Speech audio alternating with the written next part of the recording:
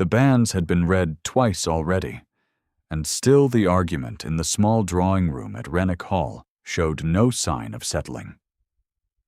Alethea Winslow stood with her hands folded before her spine straight in the manner her mother had taught her, while the Dowager Countess of Renwick turned a sheaf of correspondence over in her lap, as though the papers themselves had offended her. "It is to be the old chapel at Marlow Fen," Alethea said again, "and nowhere else." The Dowager did not look up. "A chapel with a leaking roof and a churchyard full of nettles," she said, "for the wedding of an earl." One might almost think the bride had no notion of what was owed to the name she was about to receive.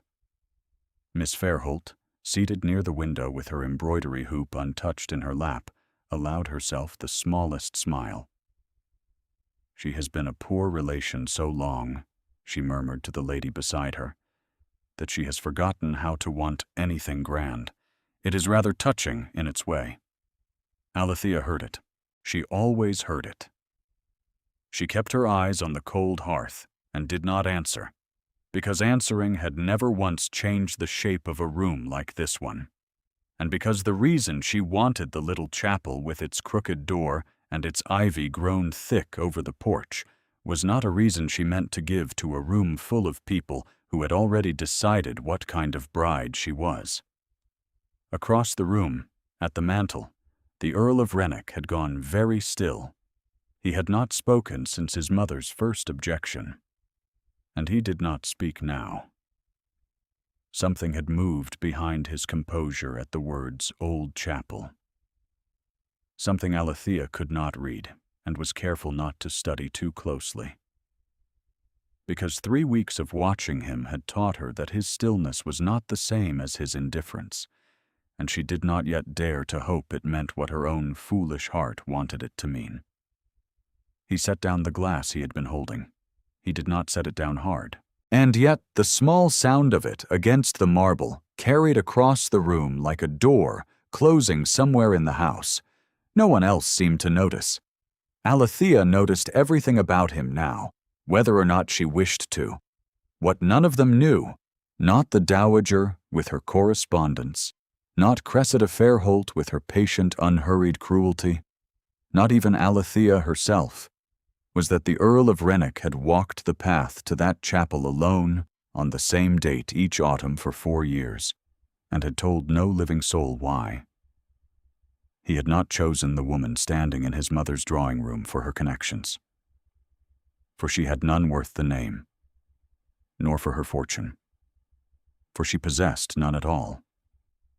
He had chosen her for a debt he had never spoken aloud, a debt owed to a man 3 months in his grave, and now she had named, unprompted, and for reasons entirely her own, the one place in England he had thought belonged only to his private grief. He wondered, watching her stand so straight amid their disapproval, whether she had chosen it by instinct or by some knowledge he could not account for. He did not yet know that the answer would undo them both before the wedding ever came. It had begun 3 months earlier, in a country parlor 40 miles from Renwick, with a letter and a dead man's debts. Alethea's father, Mr. Thomas Winslow, had died in the spring, leaving behind a mortgaged house, a modest annuity that ceased with his last breath, and a daughter of 22, with nowhere established to go. The house and its remaining acres passed, by the terms of an entail drawn up before Alethea was born, to her father's cousin, Mr. Edmund Winslow, a man whose courtesy toward her lasted exactly as long as it took him to calculate what her presence in his household might cost him. He found the solution within a fortnight. A widower of the county, Mr. Josiah Prendergast, had buried 2 wives already, and possessed a fortune large enough to erase every debt Edmund had inherited alongside the house. He wanted a 3rd wife young enough to bear him an heir, and biddable enough not to complain of the arrangement. Edmund wanted the debts gone. Between the 2 of them, Alethea's preference in the matter did not enter into the accounting at all. She had gone to visit her father's grave the week the arrangement was settled, and it was there, kneeling in the wet grass with her mother's old prayer book pressed against her chest, that she had first understood how completely her life belonged to other people's ledgers. The prayer book was the one object of her mother's that Alethea had kept whole through every removal and every reduced circumstance since. Inside its cover, pressed flat between 2 pages of Psalms, lay a small, dark leaf of ivy, dry now as paper, taken 23 years before from the porch of a chapel at Marlow Fen on the morning her mother had married there in secret, before either family had consented to the match. Her mother had told her the story only once, in the last winter of her life, in a voice gone thin with illness. "We were married with no one present but the vicar and his wife," her mother had said, "and I have never in all the years since loved a place so well as I loved that porch, with the ivy cold under my hand, and your father waiting inside." Alethea had not spoken of the chapel to anyone in the years since. She had not expected ever to have cause to. The letter from the Earl of Renwick arrived 9 days after Mr. Prendergast's proposal had been formally accepted on her behalf. It was brief, and it did not flatter her, and it changed everything. "Your father once did my brother a service I have never been able to repay," the letter read. "I understand your present circumstances, and I will not insult you by pretending my reasons are without self-interest, for a man in my position requires a wife, and I find I would rather owe the debt to you than let it go unpaid. I offer marriage, and with it, my protection, and I ask nothing further of you than your consent." She had read it 4 times before she believed it was not a cruelty, dressed as kindness. She knew almost nothing of the Earl of Renwick beyond his name and his rank, save that her father, in one of his last coherent evenings, had gripped her hand and said a young officer named Henry Ashford had once carried him 3 miles on his own back after a skirmish had gone badly, at cost to himself that her father would not describe further, and that the debt of that night had never once left him. She had not known, when she accepted the Earl's offer within the week, that Henry Ashford and the Earl of Renwick's brother were the same man, nor that Henry had been dead 5 years, nor that his death was the wound the whole of Renwick Hall had learned never to mention in the Earl's hearing. She arrived at Renwick a fortnight later with 1 trunk, her mother's prayer book, and no expectation of being wanted for herself. The dowager received her with a correctness so precise it left no room for warmth. Miss Fairholt, a family connection everyone had assumed would make the match instead, received her with a civility that had teeth in it from the first afternoon. And the Earl himself, when he handed Alethea down from the carriage, said only, "You must be tired from the road. Come inside and sit near the fire," and then said almost nothing else to her for 3 days, so that she began to wonder, with a shame she kept carefully hidden, whether he had already regretted the letter he had sent. She did not yet understand that his silence was not regret.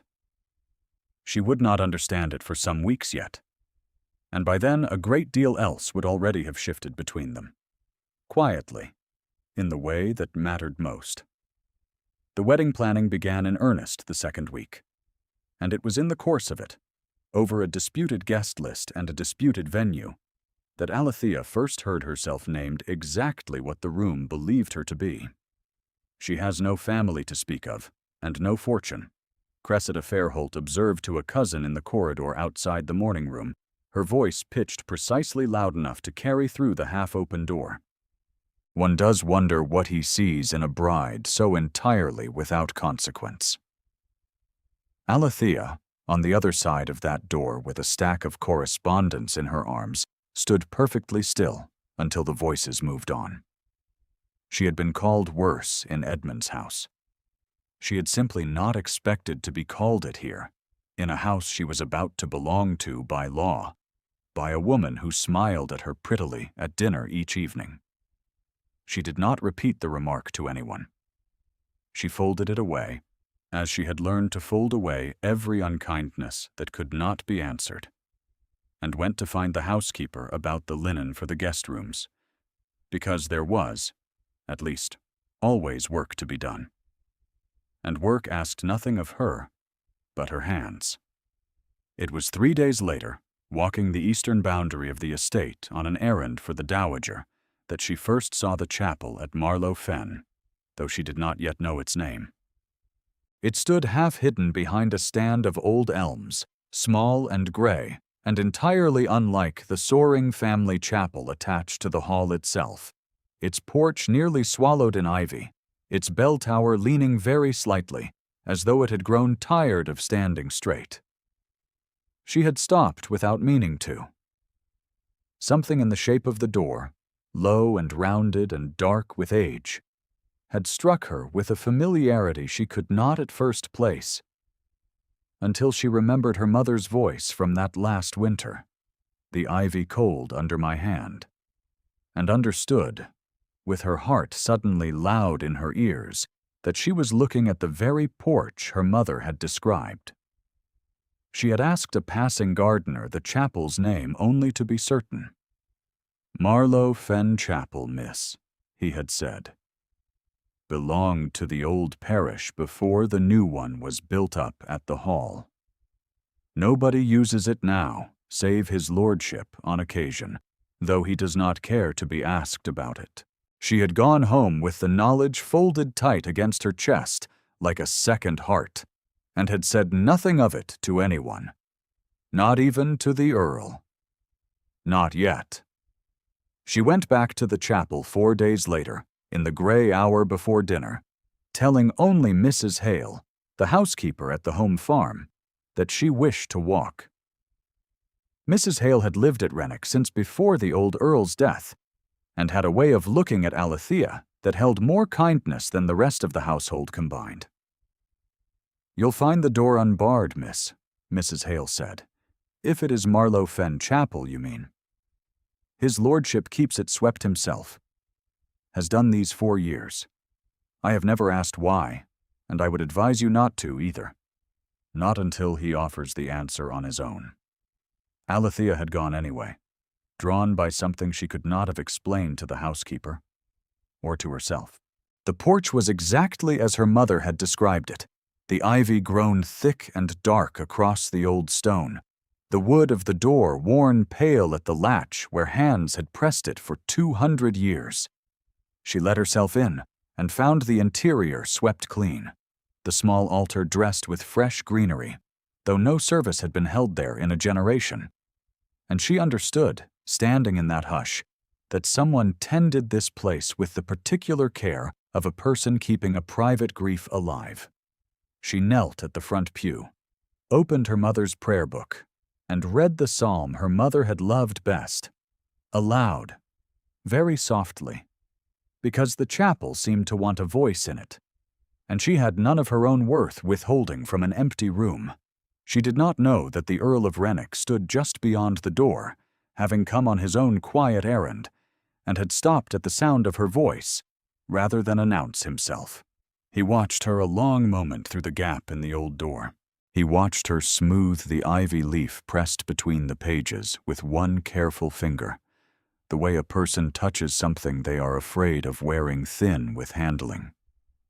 He watched her bow her head at the psalm's close and remain there, not weeping, simply still, in a posture of a grief carried quietly and for a long time. He had seen his mother perform grief as theater, and his own household perform propriety as armor, and he had forgotten, somewhere in the 5 years since his brother's death, that a person could carry sorrow the way this woman carried hers, without display, without asking anyone to witness it. He did not go in. He stepped back from the door as silently as he had come, and walked the long way home through the wood, and did not speak of what he had seen to anyone, though it stayed with him through dinner and through the evening after, a fact newly lodged beneath his composure like a stone under still water. It was 2 days later that he first offered her a command dressed as care. She had been standing too long over the linen accounts in the cold morning room, her hands gone stiff with it, when he came upon her unannounced. "Sit down," he said, drawing a chair without waiting for her answer. "You have been on your feet since before I broke my fast. Eat something." He set a plate before her that he had, she realized with some astonishment, carried himself rather than ring for a servant to bring.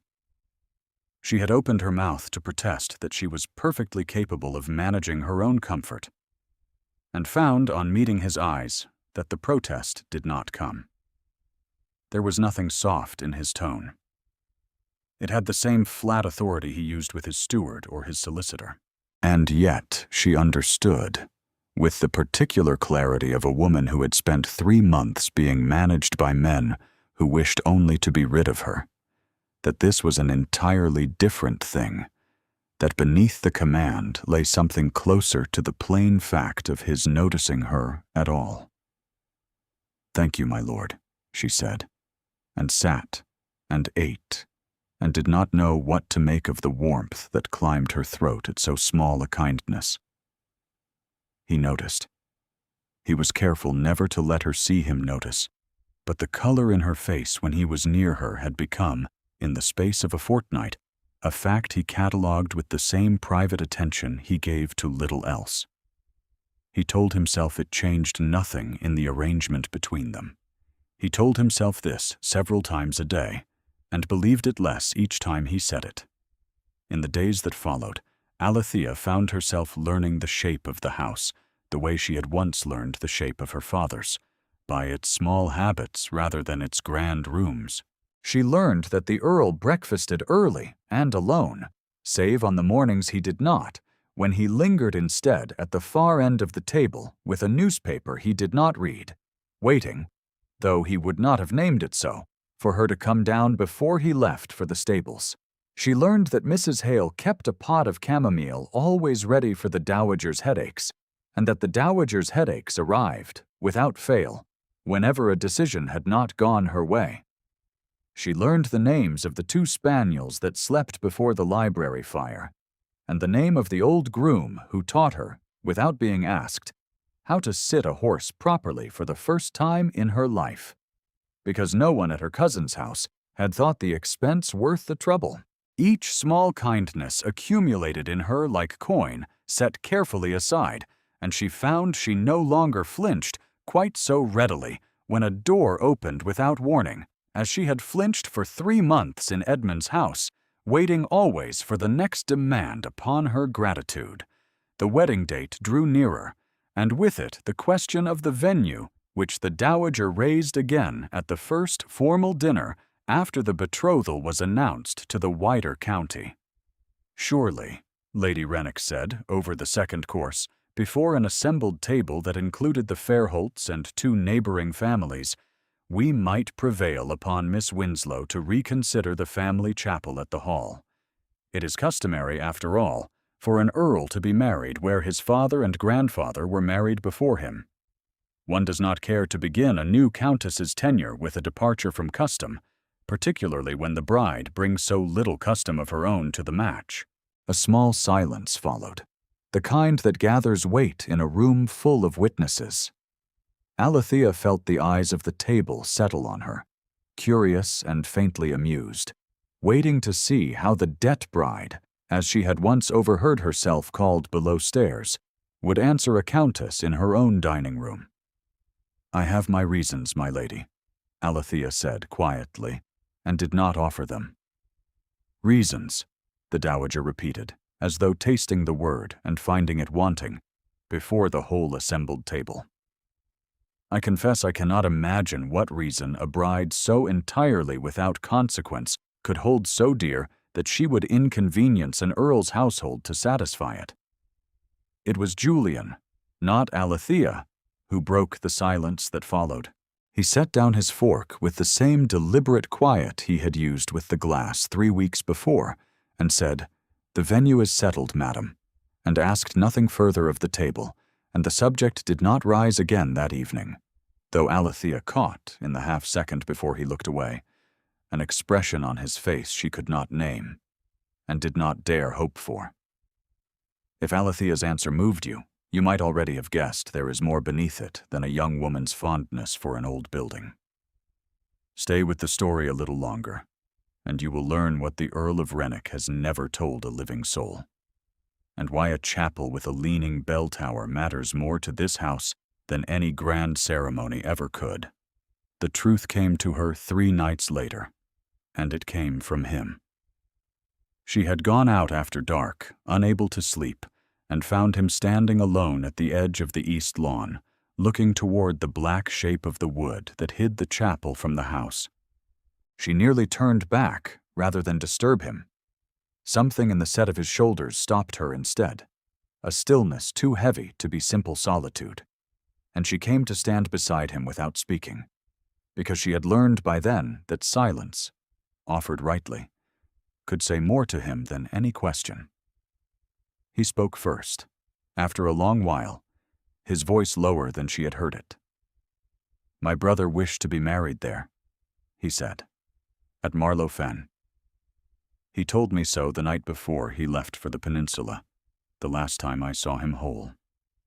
He said he had loved that chapel since he was a boy, the crooked door of it, the bell that would not ring true, and that when the war was finished, he meant to marry there, and no place else, whatever our mother wished. He asked me to see that it was kept, in case he could not manage the keeping himself." Alethea did not move. She had begun, in the space of those few sentences, to understand what she was standing beside. "He did not come home," Julian said. "He had gone quiet in the way a man does when he has decided to finish a thing he began years before, and never let himself finish speaking of it. I go there each year on the date he died, and I have told no one why, because I did not think anyone in this house would understand what it is to keep a promise for a man who is not here to see it kept. And then you stood in my mother's drawing room and asked for the one place in England I had thought belonged only to him." "I did not know," Alethea said very softly. "I chose it for my own reasons. My mother was married there before either family would consent to the match 23 years ago. She kept a leaf of ivy from the porch pressed in her prayer book until the day she died, and told me once that she had never loved a place so well. I have carried that book since. I did not know it was also yours to grieve." He turned to look at her then, fully, in a way he had been careful not to allow himself in 3 weeks of careful distance, and what she saw in his face was not the composed civility of the drawing room, but something rawer, something that had been waiting a long time to be seen by anyone at all. "Then it seems," he said, his voice not quite steady, "that the place belongs to both our dead, and neither of us knew it until now." She reached for his hand without deciding to, and he did not pull away. They stood a long while in the dark, saying nothing further. And Alethea understood that whatever this marriage had begun as, a debt repaid, a rescue offered, it had become, in the space of that single conversation, something she no longer knew how to name and no longer wished to escape. It was after that night that his silences began to change. He sought her out at breakfast, where before he had left early for the stables. He walked with her along the same eastern boundary where the chapel stood, twice in 1 week, and spoke to her of Henry with an openness she suspected he had given to no one else in the 5 years since the loss. Not his mother, not his steward, not any friend from his regiment days. He did not touch her beyond the brief, deliberate warmth of a hand at her elbow when the ground was uneven, or the careful correctness of his arm offered at dinner. Yet she had begun to feel, in his nearness, an awareness that had nothing to do with correctness at all, a warmth that rose in her without her leave whenever he came near enough that she could hear him breathe, and she suspected, from the stillness that came over him in turn, that he felt something answering in himself he had not yet permitted either of them to name. He came to her one evening in the small library. where she had gone to read after the household had retired, and stood a long moment in the doorway before he spoke. "I did not marry you only for Henry's debt," he said. "I began this arrangement telling myself it was payment owed, and nothing more. I no longer believe that is the whole truth of it, and I find I do not know what to do with the rest." She set down her book. Her hand, she noticed, was not quite steady. "I did not agree to this marriage only for rescue," she said. "I told myself the same lie, that gratitude was the whole of what I felt, and I have found it will not hold the shape I gave it." He crossed the room to where she sat, slowly, as though giving her every opportunity to stop him, and did not. He reached for her hand, and this time did not let it go so quickly, his thumb moving once, unhurried, along the inside of her wrist where her pulse had gone quick and shallow beneath his touch.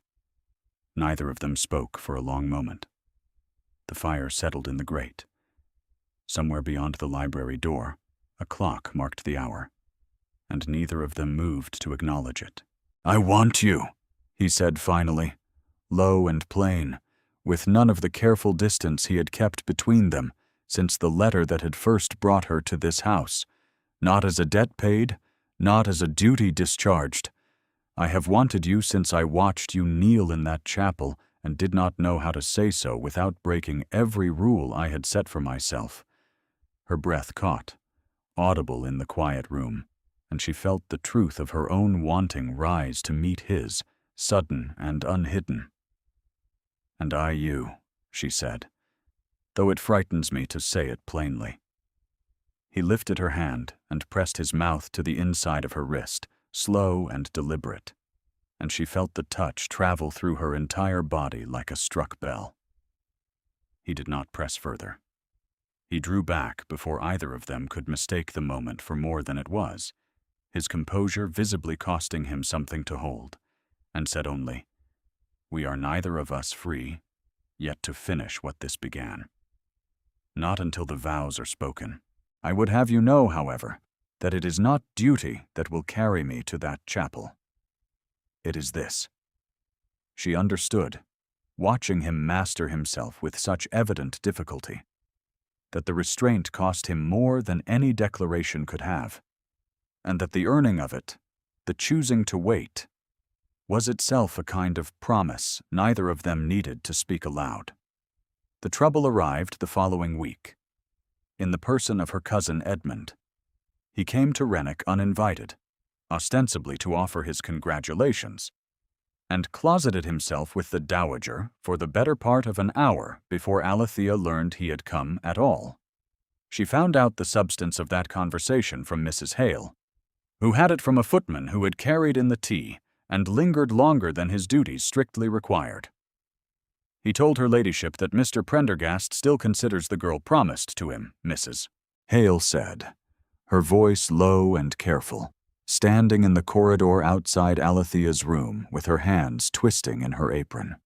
"Says there was an understanding before ever the Earl's letter arrived, and that Miss Winslow's consent to this match was got before the first arrangement was properly dissolved. He means to make trouble of it, miss, if it is not settled quiet and settled soon. And I heard the dowager say, God forgive her, that perhaps it would be no bad thing after all, to be rid of a bride without consequence before the settlements are signed." Alethea stood very still in the corridor, the third voicing of the words landing in her with a weight the first two had not carried, because this time they had been spoken not to wound her directly, but as a plain calculation, weighed and half-welcomed by the woman who was to become her mother-in-law within the fortnight. She did not go to Julian that night. She told herself she did not wish to burden him with a scandal not of his making. On the eve of a wedding he had already sacrificed enough dignity to arrange. She told herself a great many reasonable things, and none of them were the truth, which was that some old, well-worn part of her, schooled for years in her cousin's house to expect exactly this outcome, had already begun preparing to be unwanted again.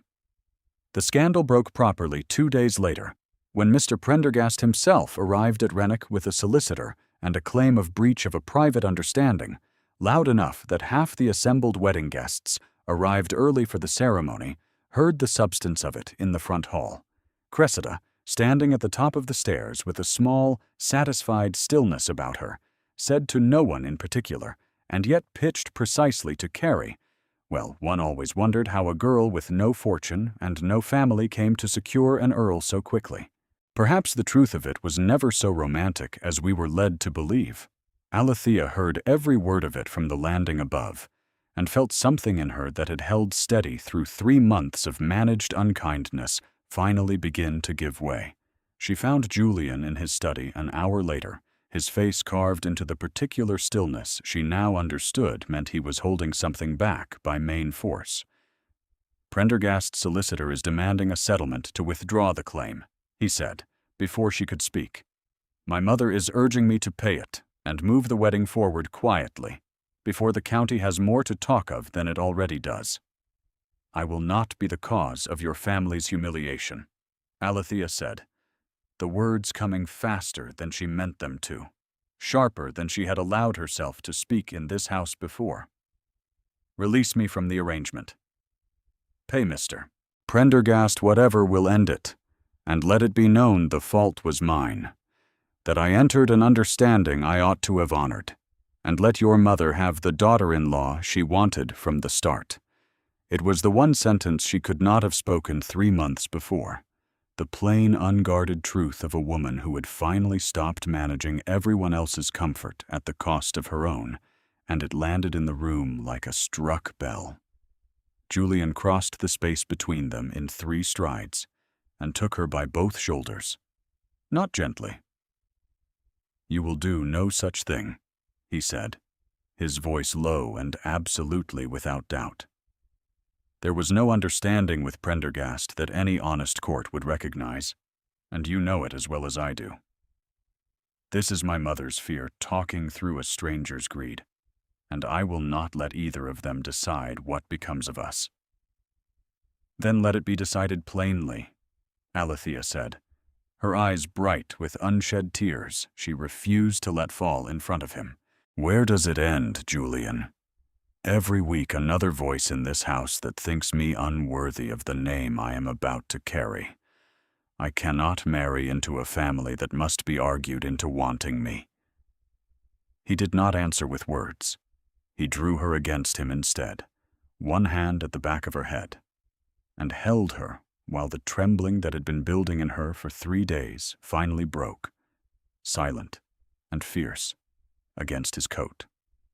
"I chose you," he said, low against her hair. "Not my mother, not the county. I chose you in a country lane the day I wrote that letter, and I have chosen you every day since with rather more certainty than I have chosen anything else in my life. If the house cannot hold both you and their doubts, then the house will lose the doubts."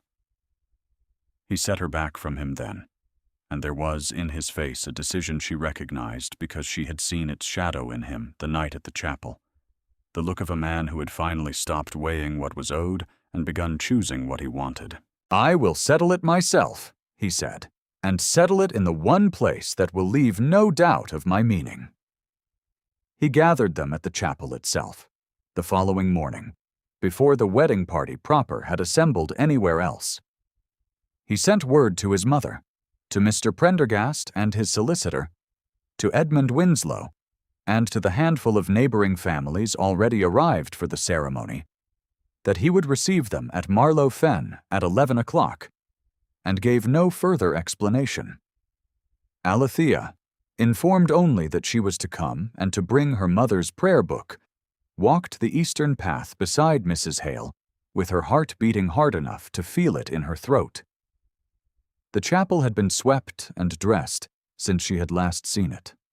Fresh greenery at the altar, the crooked door propped open to let in the pale autumn light, and standing within it, gathered in a loose half-circle before the old stone font, were all the people who had spent 3 months deciding what kind of bride she was. The dowager stood near the door, with her correspondence forgotten, and her face carefully arranged into neutrality.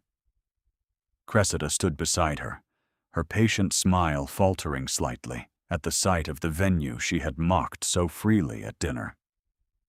Mr. Prendergast, red-faced and already blustering about the impropriety of being summoned to a derelict chapel for a business matter, fell silent the moment the Earl of Renwick walked in. Julian did not address Prendergast first. He walked instead to where Alethea stood just inside the door, and took her hand in front of every witness the county could have wished for, and said, in a voice pitched to carry to the back pew and no further, the words she would remember for the whole of her life afterward. "I claim Alethea Winslow, freely and before you all, and no other claim upon her stands." 12 words, spoken once, in the exact place where 3 months of doubt had first taken root in her, and the silence that followed them held the whole small room motionless. Mr. Prendergast's solicitor shifted his papers and found, under the Earl's level gaze, that he had rather less to say than he had arrived with. "The claim he pressed," Julian said, turning to him now, "rests on an understanding my betrothed's cousin invented for his own convenience, and your client accepted for his. I have had my own solicitor examine it this morning. There is no signed article, no witnessed agreement, nothing but Mr. Winslow's word against a woman who has no one left to speak for her, which is precisely why he thought it safe to make the claim at all." "It is not safe. Withdraw it, or I will see it tested in a court that has rather more patience for such matters than I do."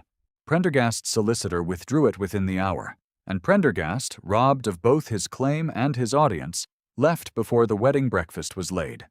It was the dowager who moved next, crossing the small space to where Alethea stood still holding her mother's prayer book against her chest. "I have been wrong about a great many things this past month," Lady Renwick said, and her voice, for the first time since Alethea had arrived at Renwick, had none of its practiced coolness in it. "I judged you by what you did not have, rather than by what you plainly are, and I am ashamed to have let Miss Fairholt's opinions stand in so easily for my own. I hope you will permit me the chance to know you properly as my son's wife before you decide I am past correcting." Cressida, left without an ally in the room, offered a stiff, wordless curtsy and slipped out into the churchyard, and no one thought it worth remarking on her departure. Alethea, who had braced herself for a lifetime of managed unkindness, found she did not know what to do with a room that had, in the space of a quarter hour, turned itself entirely toward her instead. She looked to Julian, and found him watching her, with the same rawness she had seen the night he told her of Henry, and understood that whatever this room had believed of her when she walked into it, it believed something else of her now, something that would not need defending again. The wedding itself took place there 3 days later, at the little chapel with the leaning bell tower, exactly as she had first insisted before a drawing room that had not yet learned to want her. The Reverend Yardley, who had kept the parish records of Marlow Fen for 30 years, and remembered performing the wedding of a young gentlewoman and a disinherited gentleman's son 23 years before, remarked to Mrs. Hale afterward that he had rarely seen a bride stand so straight through her own vows, nor a groom's voice so unsteady in the saying of his. The following spring, when the ivy on the porch had put out its first new leaves, Alethea returned to the chapel alone one quiet afternoon and pressed a fresh sprig between the pages of her mother's prayer book, beside the leaf that had waited there 23 years for her to understand its meaning. She had told Julian, the week before, that she meant to keep the custom her mother had begun, 1 leaf added for every year of a marriage worth the keeping, and he had said only that he intended to plant ivy of his own along the churchyard wall each autumn on the date his brother had died, so that Henry's promise might grow instead of merely being remembered. She found Julian waiting for her on the porch when she came out. A small boy of perhaps 4, the son of the home farm's shepherd, riding on his shoulders and laughing at some private joke between them, and she understood, watching him duck beneath the low doorframe with the child still perched above him. That the house which had once weighed her worth by what she lacked had become, without her quite marking the day it happened, a place that simply wanted her there. That evening, before the fire in the small library where he had once told her plainly what he wanted, Julian took her hand and turned it over, and pressed his mouth once more to the pulse at her wrist, unhurried now, with all the time in the world before them, instead of none. If Henry could see this chapel now, he said quietly, I think he would say we kept his promise better than he could have kept it himself. Alethea, her mother's prayer book resting closed on the table beside them, the newest leaf of ivy pressed safe within its pages, thought that perhaps a promise kept by 2 people who had once been strangers to each other's grief was its own kind of answer, better than any grand ceremony the Dowager had once wished for her, and worth every doubting voice that had tried to talk her out of the small, crooked, ivy-covered door where it had all quietly begun. If Alethea and Julian's chapel found its way into your heart tonight, thank you for staying with their story until its very last leaf of ivy.